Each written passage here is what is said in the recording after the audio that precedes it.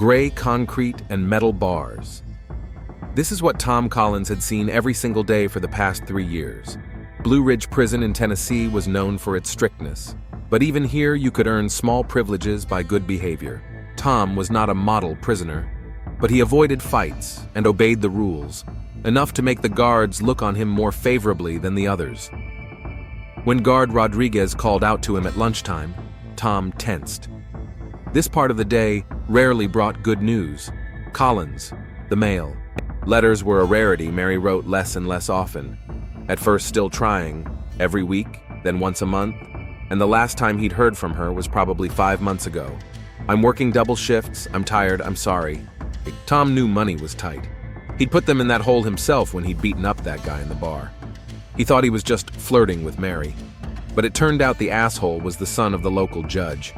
So instead of the usual 7 years in county jail, Tom got 7 years maximum security. He looked at the envelope with surprise. Instead of his wife's usual neat handwriting, there were sharp, angular letters, and the return address was not their house, but a neighboring one, Pinecrest Jim Wallace, an old neighbor they'd barely spoken to strange.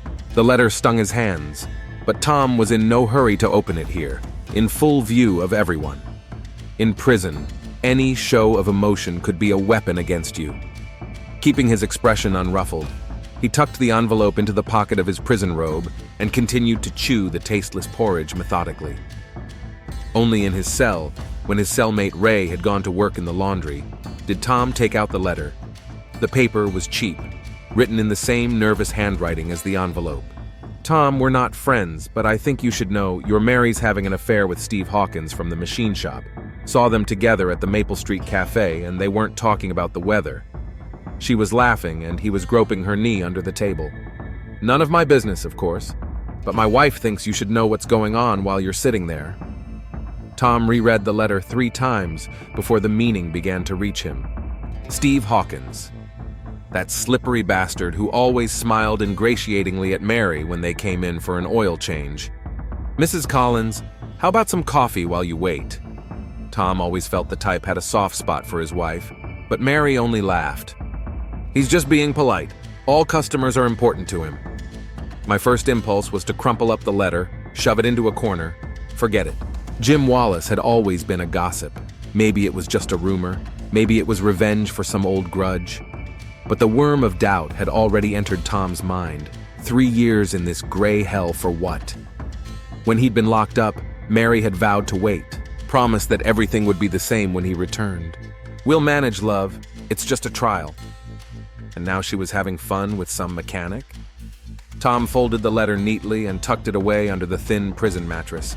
There was a need to verify this information. He had one man on the loose he could trust. Randy Tucker, his cousin, came by once a month. Not that they'd been particularly close before they'd done time, but blood is not water. Randy worked as a trucker, traveling all over the South, and when he passed near Blue Ridge, he always stopped by to check on his cousin. On his next visit, Tom would ask him to see if what his neighbor had written was true. The days until the meeting dragged on for an agonizingly long time. Every time Tom closed his eyes, the image of Mary came to him, her brown hair, her gray eyes, the dimples in her cheeks when she smiled, and then that image would distort, and he would see her laughing as she sat next to Steve Hawkins, as he put his hand on her knee, and then higher. When the day of the visit finally arrived, Tom could barely restrain himself from blurting out his request as soon as Randy sat down across from him at the partition glass. "What's up, cousin?" The usual phrase that started their conversation. Roads, motels, diners, nothing new. Randy looked tired, dark circles under his eyes, stubble at least 3 days old. "How about you? 4 more years, huh? Maybe 3.5 if I get a good behavior reduction." Tom rubbed his chin nervously. The mustache he'd grown in prison was itchy. "Listen, I need you to check something out." Randy leaned closer to the glass. "What is it?" "Mary. I have, information that she might be seeing another man." Randy's look became a strange mixture of sympathy and embarrassment. "What makes you say that?" "A letter from a neighbor. He said he saw her with Steve Hawkins from the machine shop." Randy sighed, then nodded. "All right. I'll check it out. What exactly do you need? Just, see if it's true. If you can, take a picture of them together. I need to know for sure. The week after Randy's visit was the worst week of Tom's life. Worse than the first few days after the verdict, he hadn't slept much, worked on autopilot, and had been reprimanded by the warden for inattention. All he could think about was Mary and the damned mechanic. On the 8th day after his conversation with his cousin, Tom was called to the meeting room. Randy was sitting there already, with a tense face and tightly compressed lips. Well, Tom didn't even say hello. Randy pulled the folded photos out of his pocket and held them out to the guard to hand to the prisoner. I'm sorry, cousin. I've been following them for 3 days. It's near the Blue Pine Motel on Highway 30. Tom unfolded the pictures. The first one showed Mary coming out of the auto shop with Steve, holding hands. The second showed them sitting in Steve's car in front of the motel, an old Chevy. Tom remembered it well. The third picture was the most killer. They were kissing on the motel porch before entering one of the rooms. Something broke in Tom's chest. It was as if the glass that had been separating his present from reality all this time had cracked. A bitter, burning rage was rising from within, and he knew it wouldn't subside until he came face to face with Mary. How long has this been going on? Did you find out? Tom's voice sounded strangely calm, even though everything was boiling inside. From what they're saying in town, it's been 6 or 7 months she's not exactly hiding, except when she comes to the prison for visits. Randy paused, realizing that Mary hadn't visited her husband at all in the last 6 months. Tom nodded, folded the photos neatly, and tucked them into his pocket. He walked back to his cell with a stony face, but inside he was already ripening a plan. For the past 2 months, he had been assigned to the renovation work on the west wing of the prison. The old building needed constant attention, and using prisoner labor was cheaper than hiring outside workers. Tom did the dirtiest work, breaking up old tiles, taking out trash, unloading materials. It was hard, but better than sitting in a cell all day. The repair team consisted of 5 prisoners and 2 guards. One was always on duty in the corridor, the other one watched the work directly every day at noon. A truck came to pick up construction debris collected in large plastic containers on wheels. Tom helped load these containers into the truck on numerous occasions. The plan was crazy, but the more Tom thought about Mary and Steve, the clearer he realized. He had nothing to lose, 3.5 more years in prison. And then what? Go home to the woman who betrayed him? Start his life from scratch at 39 with a criminal record? To hell with all that he had to see Mary, look her in the eye, make her explain herself. Waiting for the day when the most inattentive guard on duty, Peterson, was always on the phone, Tom put his daring plan into action. When the dumpsters were full and it was time to roll them out into the yard to the truck, he stealthily climbed into one of them, covering himself with pieces of broken tile and drywall. The stench was terrible, and something sharp was digging painfully into his side, but Tom didn't move. If he was discovered, they'd add a few more years to his sentence. At one point, he heard the container being rolled out into the yard, followed by a jolt as it was lifted by a forklift and thrown into the back of a truck. Now he had to wait for the truck to leave the prison grounds. Tom mentally counted the seconds, imagining the truck passing the first guard post, then the second, and finally pulling onto the highway. The containers were being unloaded at a landfill 15 miles from the prison. That's where he planned to get out. The engine noise changed as the car picked up speed. Tom moved cautiously, shoving off pieces of construction debris. It was unlikely the driver would hear him over the rumble, but it wasn't worth the risk swaying along with the container at every turn. He mentally plotted the route. It was about 60 miles from the dump to their town. If he was lucky enough to catch a hitchhiker, he could get there in a day. The money he'd managed to hide before his arrest would be there, in a tin cookie box buried under the big oak tree behind the house. And then he'll find Mary. Across the county, Sheriff Alan Parker was just finishing his morning rounds. The small town of Pinidge wasn't known for its high crime rate, but there was plenty of work to be done. Petty thefts, family scandals, the occasional bar fight on the outskirts. Alan liked the smallness of local life. After 10 years on the Nashville police force, the quiet seemed like a blessing. When the phone rang, Parker was just dealing with reports on speeding violations. It was the warden of the Blue Ridge jail. We got an escape. Sheriff Inmate Thomas Collins supposedly hid in a dumpster and left the jail grounds about an hour ago. Parker frowned, writing down the data. Special features, degree of dangerousness. 35 years old, 6 feet tall, dark hair, scar on his right eyebrow, eagle tattoo on his right forearm. Convicted of felony assault, but he's been on good behavior in prison. And Sheriff, he has a wife in your town, Mary Collins, works at the food mart. There's reason to believe he might be headed toward her. Parker sighed. Great. Another family drama finished talking. He called his assistant over. Dan, we got an escaped convict. Looks like he's on his way to Pinidge. We need to warn his wife. Dan Morris, a young deputy, took a break from his computer. You think she might be in danger? Let's hope not, but it's best to be safe. The dusty road burned Tom's bare feet. His prison boots had to be discarded, too conspicuous, with a distinctive sole pattern that was easy to trace. He'd been walking for hours, turning into the woods every time he heard the sound of an approaching car. The orange robe was also far behind him, buried under a pile of leaves not far from the junkyard. Hunger twisted his stomach, but it was a good thing. The anger was sharper, clearer. The image of Mary in the arms of another man stood before his eyes, urging him forward 60 miles in a straight line. With luck, he'd get there before sundown. By noon, the sky had clouded over, and the wind had picked up. Tom could feel the storm coming. He'd learned in prison to recognize the slightest change in the weather, one of the few natural things available behind bars. It was necessary to find some clothes. It was impossible to go all the way to town in just underpants. When a small house appeared in the distance, standing on the edge of an apple orchard, Tom decided to take a chance. He lurked in the tall grass, watching the farmhouse. An old pickup truck stood by the porch, but there was no sign of movement. Perhaps the owners had left or were working in a distant patch of garden. Laundry was drying on a rope behind the house, swaying lazily in the breeze. Tom waited another 15 minutes, then took short strides toward the back of the house. His heart was pounding somewhere in his throat, but he didn't let fear take over 7 years in the army, before all this prison shit hadn't gone to waste. The ability to move stealthily, to keep his cool in a stressful situation, it all stayed with him. Hanging from the rope were a man's jeans, 2 t-shirts, a few towels.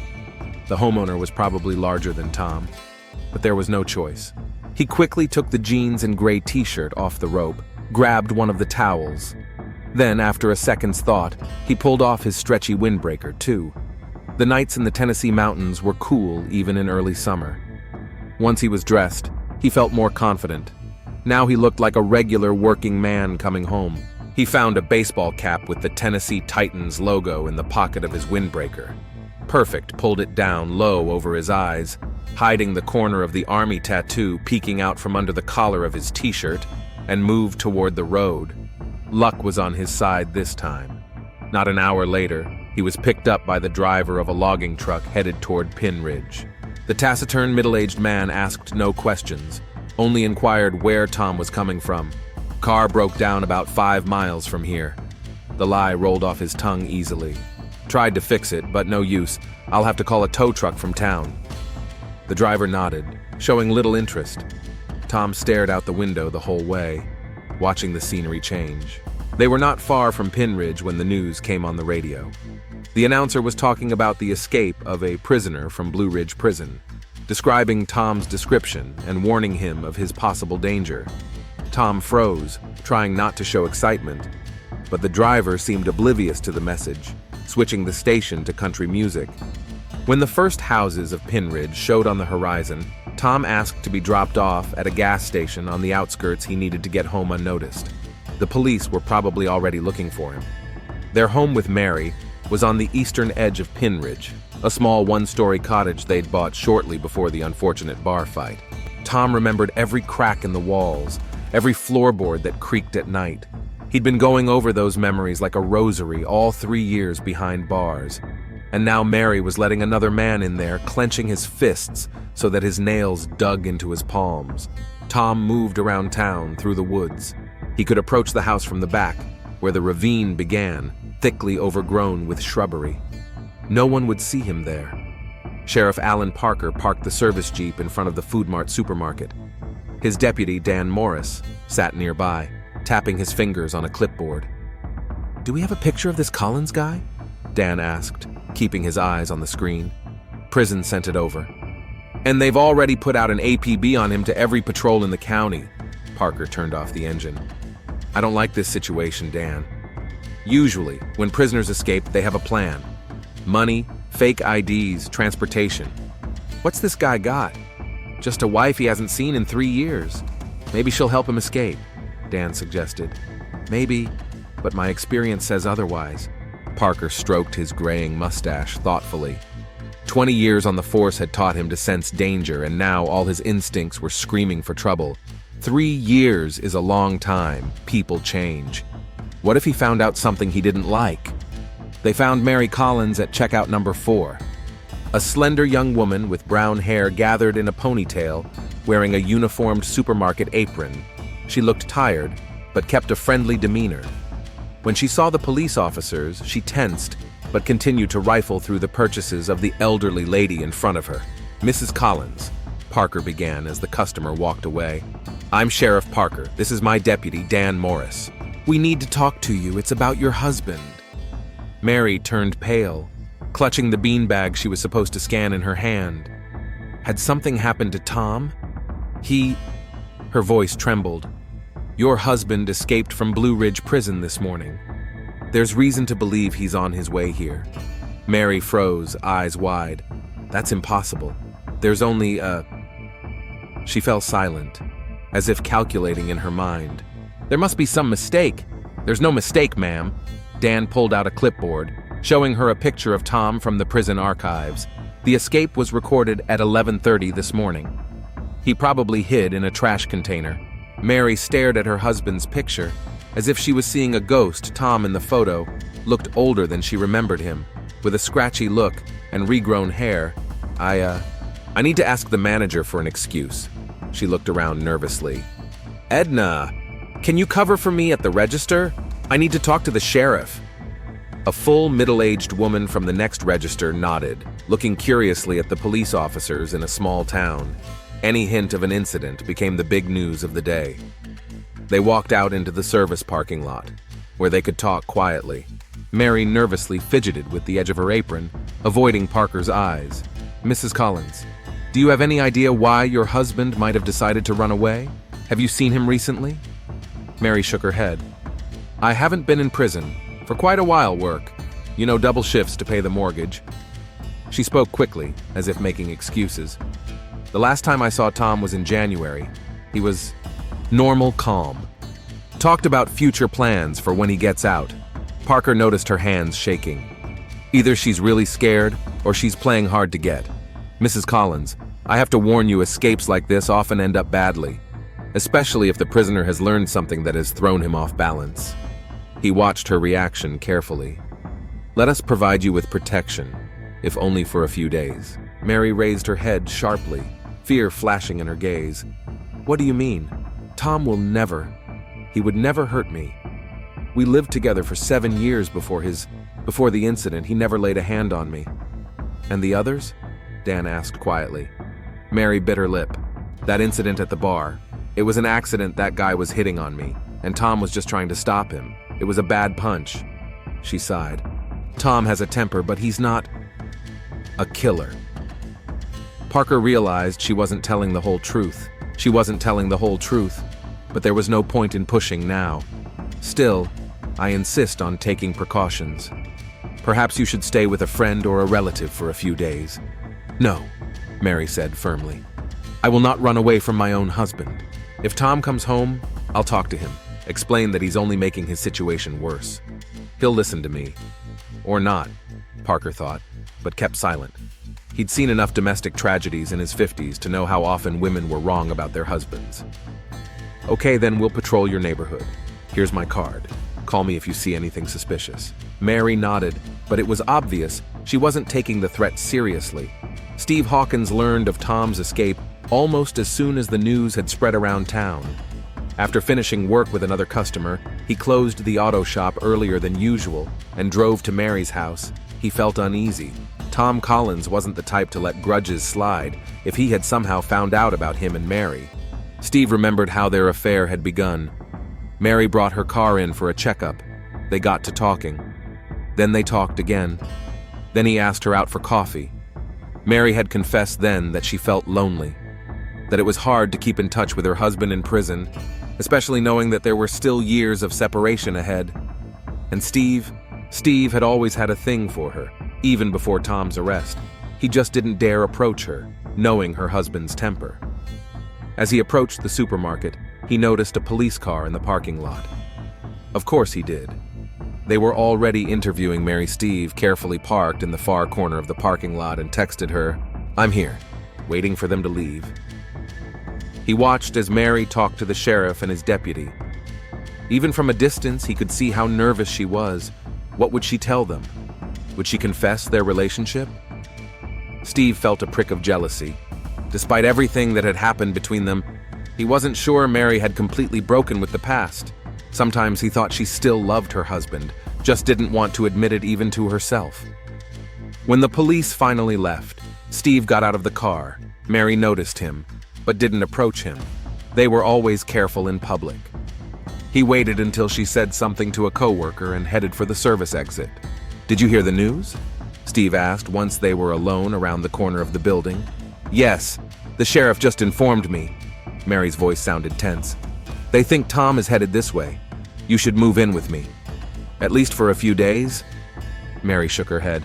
"No, Steve, I can't. If Tom really is coming here and he doesn't find me at home, he'll look everywhere. And if he finds out about us..." She didn't finish the sentence. "You're afraid of him." That wasn't a question. "No, I'm not. It's just you don't know Tom like I do. When he's angry, he doesn't think about the consequences. That's why you can't be alone." Steve grabbed her by the shoulders. "Mary, he escaped from prison. This is serious. He didn't just come in to talk." Mary pulled away, confusion in her eyes.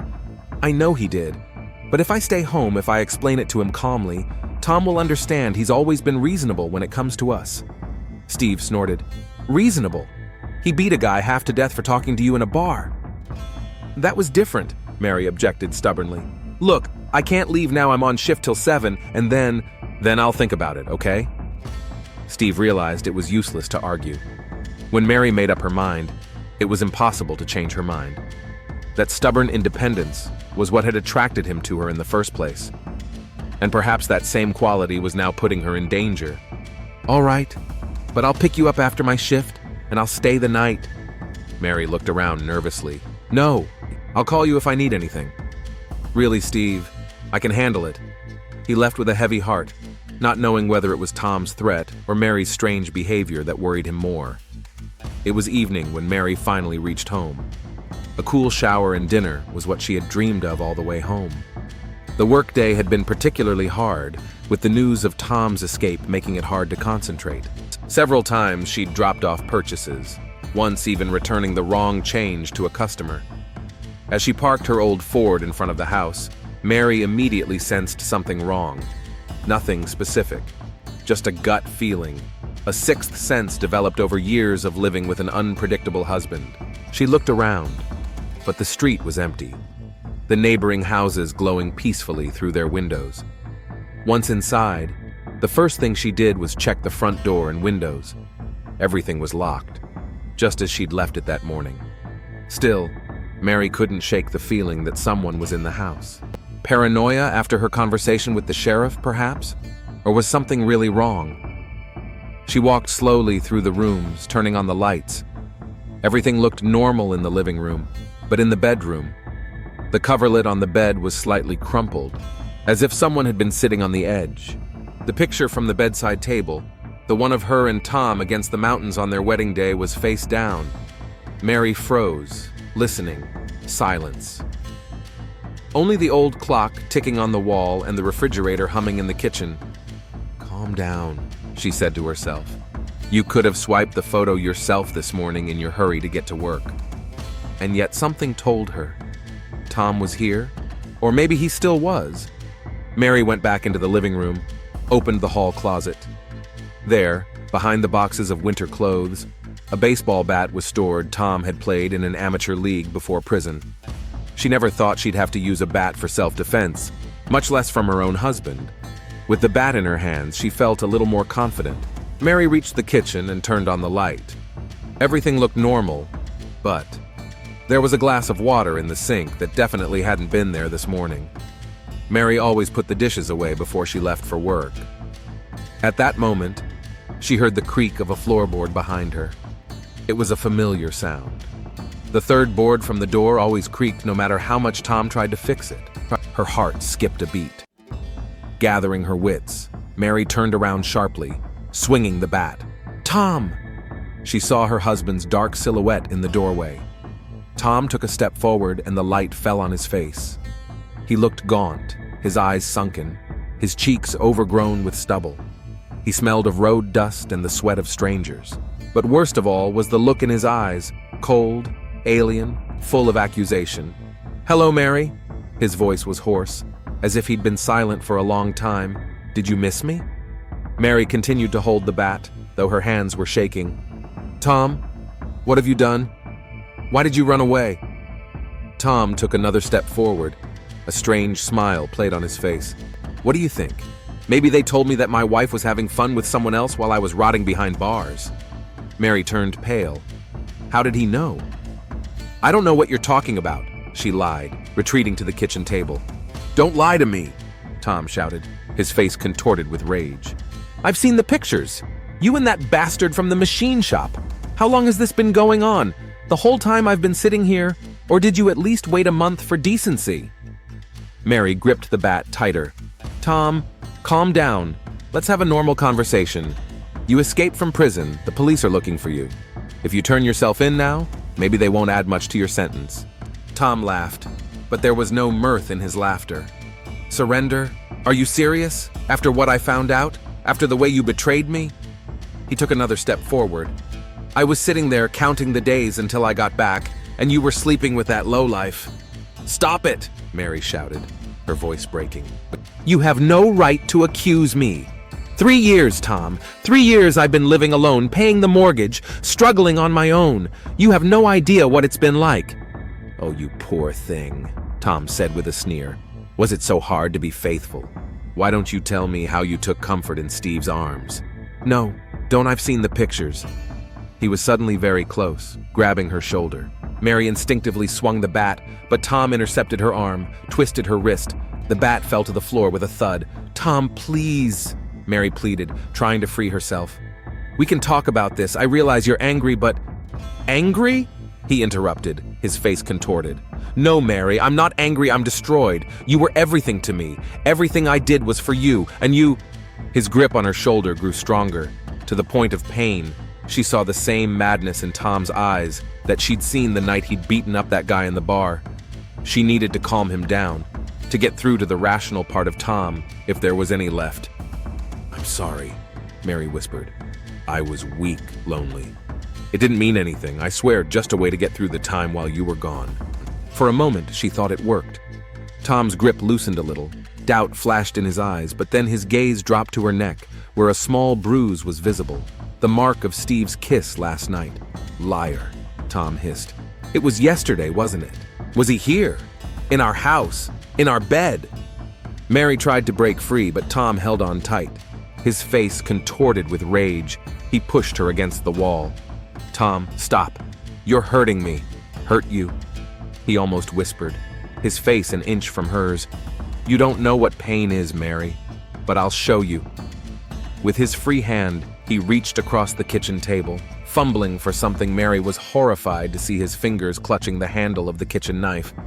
"No, please, no!" She struggled desperately in his grip. "I love you! I've always loved you! It was a mistake!" The knife blade glinted in the dim light of the kitchen. Mary screamed, putting all her fear and despair into that cry. There was a thud, then the sound of a falling body, and the clang of metal against the tiled floor. Silence filled the kitchen, broken only by intermittent breathing and quiet gurgling sounds. A light came on in the house across the street. One of the neighbors, awakened by the scream, looked out the window and, seeing vague movements through the unshaded kitchen window, grabbed the phone. The call to the emergency services was short. "Come quickly. I think the neighbors are in trouble." The sirens of police cars cut through the silence of sleeping Pine Ridge Sheriff Alan Parker parked his car in front of the Collins house at 1:12 in the morning. The red and blue glow of the flashers painted the front of the little house, attracting the attention of the neighbors. Some had already gone outside and hastily thrown on bathrobes and jackets, forming a small crowd of gawkers. "Keep them away from the scene," Parker tossed to the young officer who had arrived first on the call. "Dan, come with me." Deputy Dan. Morris nodded, pulling on latex gloves. In his 31 years, he'd seen plenty of violence in the neighboring county where he'd started out, but murders were rare in sleepy Pinidge. The front door was unlocked, but not forced. The sheriff pushed it open slowly, noting that fact at once the killer either had a key or the victim had let him in. "Mrs. Collins?" Parker called out, not expecting an answer. "Pine Ridge Police." The silence in the house was oppressive, broken only by the ticking of the clock in the living room. Parker gestured for Dan to check the bedroom, then headed for the kitchen, where the neighbor had said the screams were coming from. The sheriff froze on the threshold, his hand resting on his holster. Years of service had not dulled the shock of violent death. On the kitchen floor, in a pool of blood, lay Mary Collins. Her gray eyes, frozen in an expression of horror, were wide open. Her light blue supermarket uniform blouse was soaked with blood around her chest. "Jesus," Dan exhaled, peering over the sheriff's shoulder. Did Collins do this?" Parker didn't answer, cautiously approaching the body. A kitchen knife with traces of blood lay next to Mary's right hand. There were signs of a struggle on the floor, an overturned chair, a broken mug. The sheriff pulled out his cell phone and took several pictures of the kitchen from different angles, then carefully walked around the body, being careful not to step in the blood. It was clear to him what had happened. A classic case of jealousy and revenge. Tom Collins had escaped from prison for the sole purpose of killing the wife who had cheated on him. "We should check the rest of the house," Parker said. "Maybe he's still here." For the next 20 minutes, they methodically examined every room. The bedroom was tidy, but one detail caught Parker's attention. A framed photograph on the bedside table was lying face down. "Do you think hubby did some work?" Dan asked, pointing to the photo. "Obviously," Parker replied, and from the looks of it, he was pissed. The sheriff walked over to the closet and carefully opened the door. Women's clothes hung neatly in sections.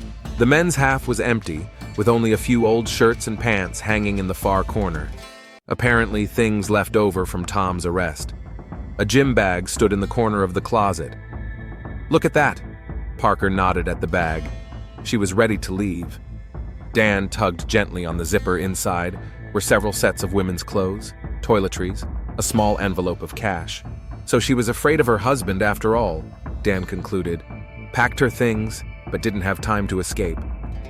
Parker nodded, agreeing with the conclusion. His gaze slid to the night table where Mary's cell phone lay. He put on a new pair of gloves and picked up the smartphone. The screen was unlocked. The last messages were from Steve.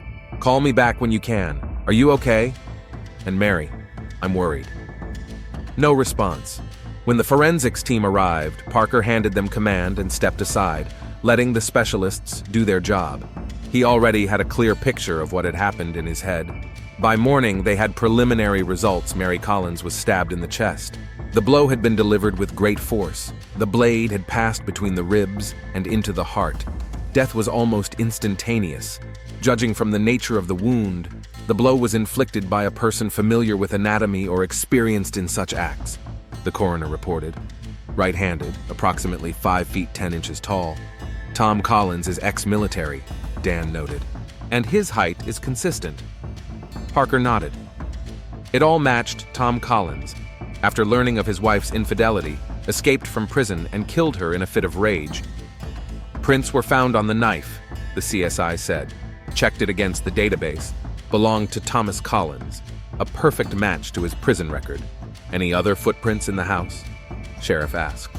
They found some hairs with Collins's DNA in the bedroom and a partial palm print on the stair railing.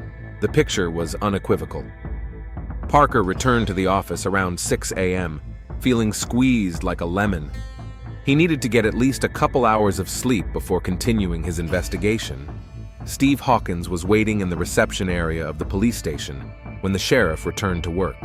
Pale, with eyes red from sleeplessness, he jumped up when he saw Parker. "Sheriff, I'm told that Mary—" His voice shook. "Is that true?" Parker nodded, pointing Steve to a chair in his office. "We need to talk, Mr. Hawkins. You were close to Mrs. Collins." Steve didn't deny it. "We'd been seeing each other for the last 7 months. Mary was going to divorce Tom when he got out of prison." He clenched his fists.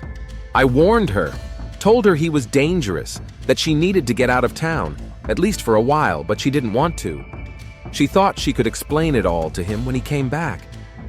"When was the last time you spoke to Mary?" "Yesterday afternoon, at the supermarket. I stopped by after you talked to her about Tom's escape. She refused to move in with me, said she could manage on her own." Steve covered his face with his hands. "I should have insisted." Parker asked a few more questions, but it was obvious that Steve had nothing to do with the murder. His alibi for the time of the crime was confirmed by neighbors who heard him walking around the apartment all night, talking loudly on the phone, trying to reach Mary. For the next 2 days, state police and local patrols scoured the neighborhood looking for Tom Collins. A reward was put out for information on his whereabouts. Pictures of the escaped convict were posted all over the county. On the 3rd day after the murder, Dan Morris burst into the sheriff's office with the news. "We got him!" A trucker spotted Collins at a gas station 20 miles away and called the police. The state patrol intercepted him. Parker breathed a sigh of relief. The case was closed. Tom Collins sat in the interrogation room, handcuffed. He looked gaunt, with sunken eyes and stubble on his cheeks. But there was no remorse or fear in his gaze, only emptiness. "Why did you do it, Tom?" Parker asked, sitting down across from him. Collins looked up. "You would have done the same thing, Sheriff, if you found out that the woman you love more than anything in the world, who swore to wait for you, was sleeping with someone else while you were rotting in jail. You could have just divorced her when you got out. Why kill her?" Tom grinned, something dark flashing in his eyes. "You don't understand. Mary was everything to me. We'd been together since we were 16. I couldn't let her be with someone else. Who sent you the information about her affair with Steve?" "A neighbor did. And then my cousin brought the pictures." Tom shook his head. "I didn't want to believe it, but the proof was right in front of me. She was with him. In the motel in our bed, and you decided to break out of prison and kill her. I wanted to talk to her. Make her explain." Tom lowered his eyes. "But when I saw the kiss mark on her neck, I just snapped." Parker listened to Tom's monotonous account of how he'd planned the escape, how he'd gotten to town, how he'd gotten into the house and waited for Mary to return. There was not an ounce of remorse in his words, only a cold statement of fact. "Do you know what's most ironic, Sheriff?" Tom said at the end. "When I hit her, there was no fear in her eyes, just disappointment, like she expected more from me." The next day, Tom Collins was transferred to the county maximum security prison, where he awaited trial for escape and murder. Given his confession and the evidence, the outcome of the case was a foregone conclusion: life in prison without parole. Sheriff Parker had completed the formalities of the case, but something about the story kept bothering him. Not the facts themselves. They were clear and undeniable. Rather, the big picture of a human tragedy playing out in a small town. Epilogue Pinidge was slowly returning to normal after the shocking murder.